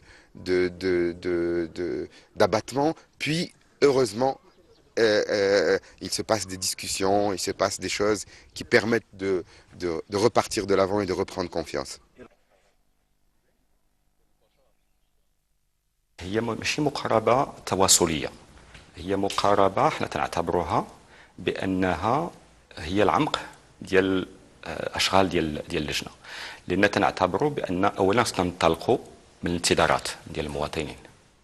ثانيا تنعتبروا أيضا بأن حتى الحلول يمكن بعض الأحيان هذه الحلول يمكن نلقاوها مع المواطنين، لأن بعض الأحيان كاين حلول اللي هي بسيطة واللي المواطنين ما انتظروش باش الدولة تجيب لهم الإجابات، وهذه الحلول يمكن تكون اسهل من بعض الحلول اللي يمكن تنصوروها احنا على الصعيد الوطني.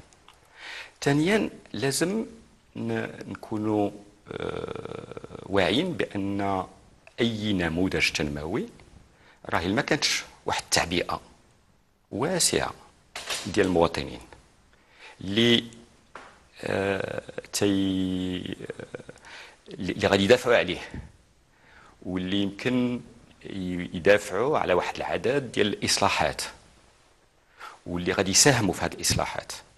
الا ما كانتش هذه التعبئه راه يمكن ما نوصلوش للنتيجه والهدف اللي هو بغيناه من هذا النموذج، لان حنا تنعرفوا واحد العدد ديال الاصلاحات بعض الاحيان تيكونوا لوبيات وتيكونوا واحد العدد ديال الاطراف اللي يمكن ماشي مصالحها باش يكون هذه الاصلاحات تم.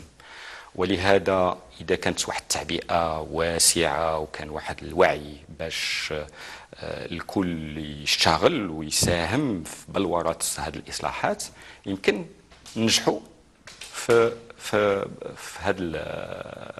الاهداف ديال هذا النموذج.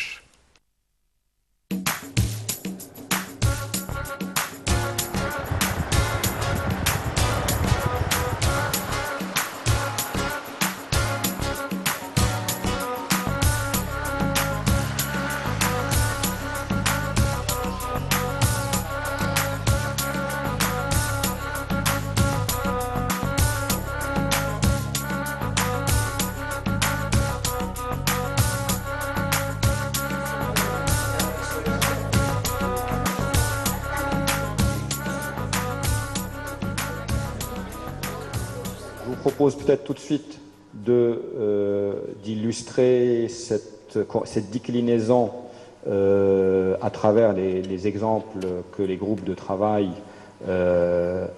L'idée c'était d'avoir un ou deux exemples par groupe de travail, et puis ensuite d'ouvrir le débat sur tout cela, sachant, comme je dis, c'est une plateforme, et ce qui me paraît important maintenant, c'est comment, compte tenu des délais qui sont les nôtres, comment on la remplit. Merci beaucoup. On est parti sur 4 cibles chiffrées qui peuvent être évidemment remises en cause, challengées, mais qui nous donnent un cap à horizon 2030. Peut-être trop ambitieux, peut-être pas assez ambitieux, ce n'est pas l'objectif, mais on veut quand même annoncer la couleur et sortir du bois pour dire, au lieu d'aujourd'hui, à peine un tiers des élèves maîtrisent la lecture et l'écriture à 10 ans, on aimerait faire un gap majeur pour arriver au moins à atteindre une cible de 70%. Alors certains dans le groupe nous disent c'est ridicule, pourquoi 70? Il faut que tout le monde soit capable de lire et écrire à 10 ans. Je pense que là aussi il faut être réaliste. On se donne un cap et il faut qu'on se mette en ordre de bataille pour y arriver, mais c'est challengeant. Merci.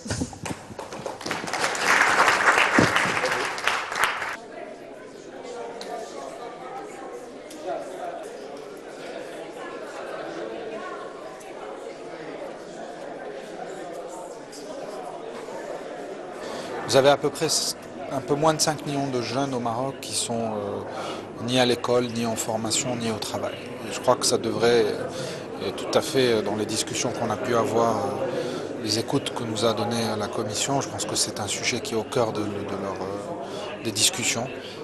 Cette question de mettre au travail ou trouver des opportunités, requalifier, c'est à peu près 4,5 millions de jeunes. Donc c'est absolument fondamental et ça me semble être une priorité et j'ai compris que c'était aussi celle de la Commission en fait.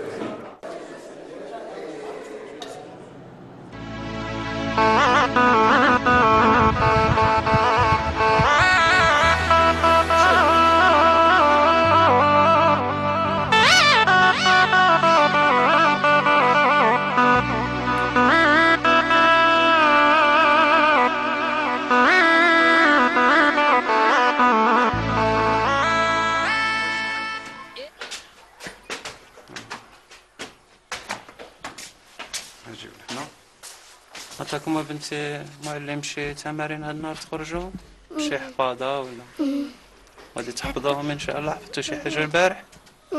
حفظنا درت تمارين تاع الرياضيات عمليات مزيان. بقي لي نقرا القراءة ودرتيهم بعدا نيشان ما غلطتيش فيهم؟ عطيني الوالدة هاد المحل هذا الفوق هنا ساكنة هي لتحت وعطيني هنايا الفوق كنسكن انا والوليدات ديالي وكنديباني كنمشيو نجيبو لهم هاد اللقمة ديال العيش ضربوا معاها في السندرية تما فين كتب لنا الله سبحانه وتعالى رزقنا كنمشيو نضربوا معاها تنجيبو هذاك داكشي اللي كتب الله. يوم السبت كنبغيو نجلسو مع الوليدات شويه كنجيو من الخدمه نحيدوها تصبن باش نلقاوها ان شاء الله نهار الاثنين موجوده عاوتاني باش نمشيو ونعاودو نخدموا بها ان شاء الله. اليوم راك تشوفني ربما تقول راك تعرفني ولكن النهار اللي نكون خدام ولابس هاد الخورده هادي وفي العمل راك ما تعرفنيش وقت غير ما تعرفنيش لان كنكونوا مكرفسين شويه بهذاك الحموم ديال الفحم الحجري وهادي ما كنكونوش واضحين مليح.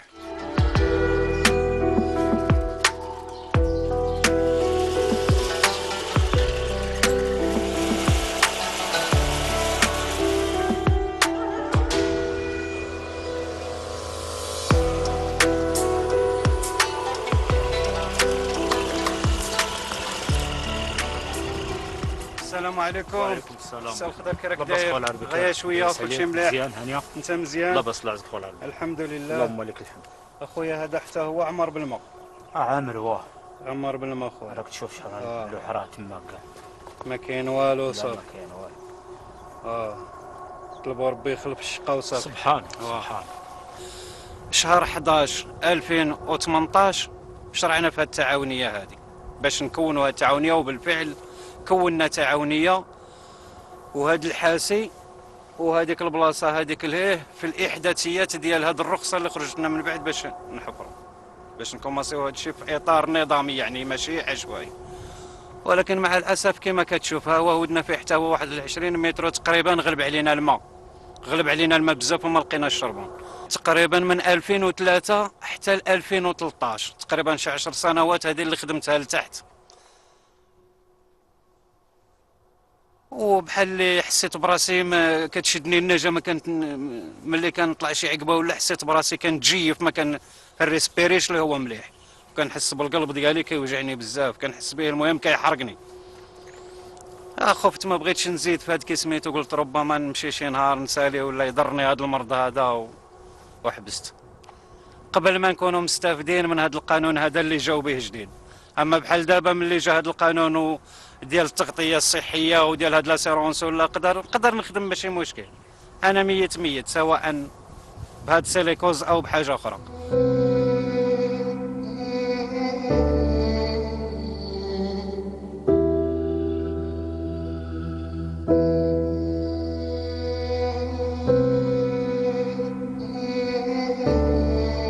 واش هاد الخدمه خويا انا الكل يقول لي فيها دياموند ما نهودش. علاش؟ انا شفت خوتي كيزرى لهم صافي. اشنو طرا؟ قنعت. اشنو وقع؟ توفى خوتي قدامي وانا كنشوف. شحال؟ جوج واه واحد كبير مني وواحد صغير مني. اشنو وقع؟ طرطق عليهم الماء وجيفهم الماء 6 ايام وحنا كنزقيو عليهم الماء عاد باش لحقنا عليه. المهم واش غادي نقول لك سي محمد ما شاء الله ما شاء الله.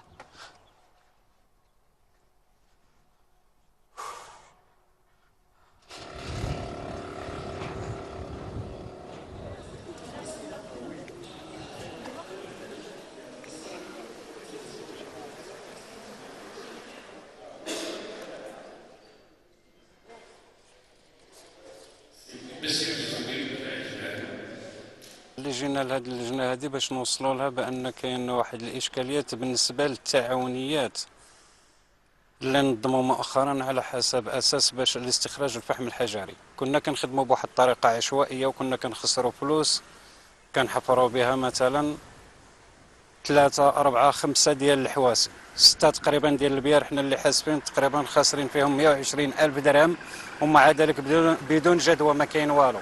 ملي صافي فشلنا ما بقالناش دعم باش نكملوا هاد الحفير ديال هاد الحواسي هادو، جلسنا تمنينا من هاد السلطات هادو باش يعطيونا هاد الدعم اللي كانوا وعدونا به مده ديال 2 هادي.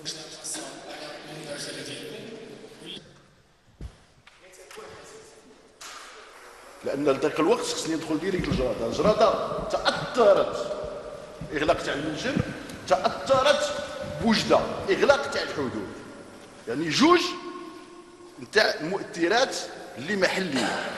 وتاثرت التاثير الثالث هو التاثير الدولي. جراده عندها عدد المهاجرين كانوا في الاسبان كيصيفطوا الفلوس لوالديهم وعايشين مزيان. وقعت الازمه الاقتصاديه اثرت مباشره، وما الحراك الا نتيجه لذاك الشيء. انا باش نكون عملي عندي مقترحين او اقتراحين لمشروعين. المشروع الاول يهم متحف العامل الميزي دي مينور. المشروع الثاني انا انتمي لقريه سيدي بوبكر اللي كانت تحمل الاسم تاع المنجم هناك اللي هو زليجه. بوبكر وتويست المنجم اللي كاين، المعادن اللي كاين تما فيها الرصاص.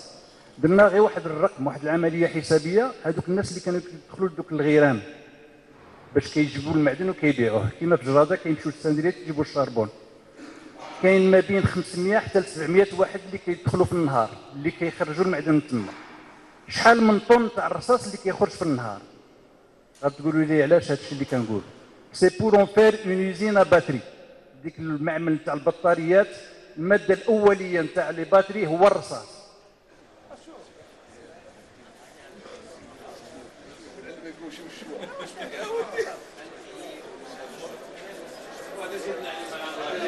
المشاكل الاساسيه هي وكتقولها الناس، كيقولها الناس دابا، كيقولوها قبيله الناس، هي اولا ديال تكوين العامل البشري والتنشيط الاقتصادي والثقافي ديال المجال. هذا هو، وهذا ما فيه مهارات اللي الدوله مازال ما عندهاش، مع كفاءات ومهارات اللي ما عندهاش، واللي هي اللي محتاجين لها الان بكثره. لان ملي كيكون مجال بحال هذا اللي حنا فيه دابا، مركز ثقافي بحال هذا، ولكن ما في نيه، ما عنده والو، ما في حتى شي برنامج لا ثقافي، كتبقى تسائل على نجاعات بناء التجهيزات وتركها مغلوقه. هادشي شناه في جبهه، وشناه في باب براد، وشناه في تلوين. هذا الان الدوله كتعرف تبني وما كتعرفش لا تنشط البنايات اللي كدير، ولا حتى المانتونونس ديالها، ولا ما كتعرفش. هذا هو الاشكال كبير. جراده هي كواحد العدد من المناطق هي يمكننا نقولوا رمز ديال الفشل ديال النموذج القديم، فهمتي؟ هي رمز. علاش؟ هذه مدينه اللي كان الاقتصاد ديالها كله مبني على المناجم ديال الفحم، فهمتي؟ المناجم انتهت الصلاحيه ديالها اكثر من 20 عام هذه، اكثر من 20 عام هذه. فبطبيعه الحال كنا غادي يمكن لنا ننتظروا من السلطات ومن المنتخبين باش يجيو باقتراحات جديده، برنامج تنموي محلي جديد اللي هو يمكن تيشوف المستقبل. اذا هذه المدينه كانت خدامه في المناجم، اش غادي نديروا باش هذه السكينه تكون ما تعانيش من البطاله وتدوز من خدمه لخدمه، ويمكن لها توجد المستقبل ديال وليداتها.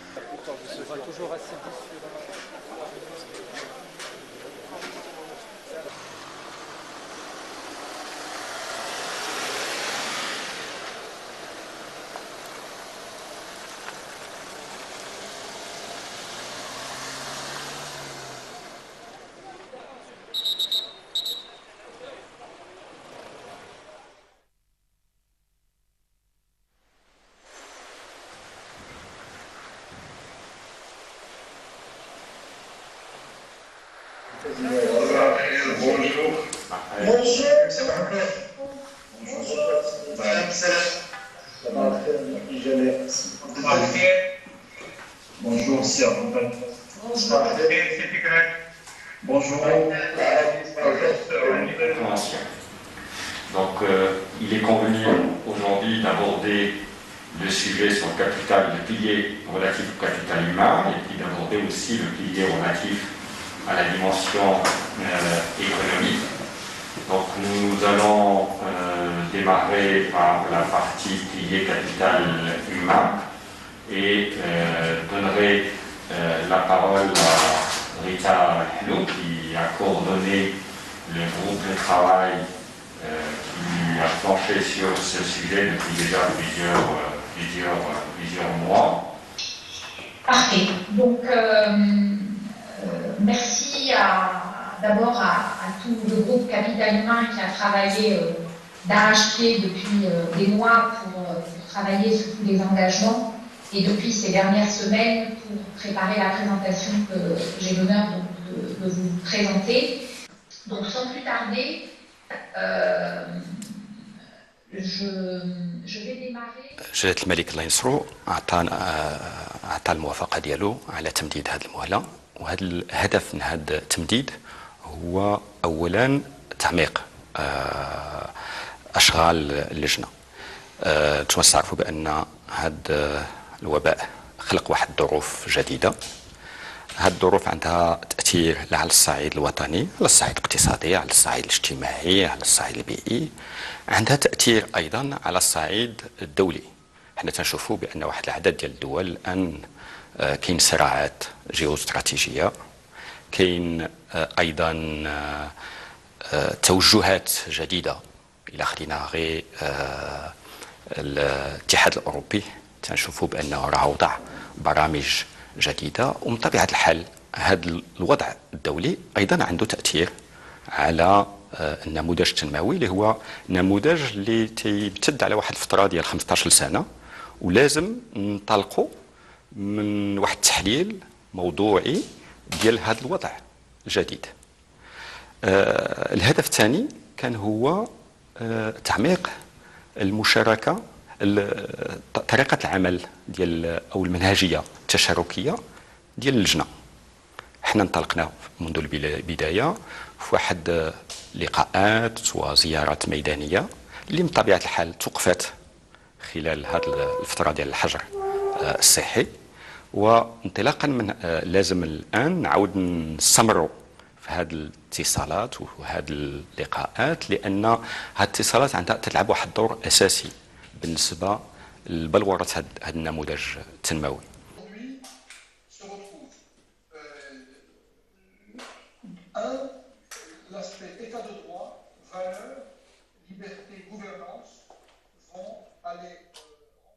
Voilà, c'est la fin de cette émission. Vous pouvez revoir ce documentaire sur notre site www.2m.ma et sur l'application My2M. Je vous remercie pour votre fidélité et vous souhaite une excellente fin de soirée sur 2M.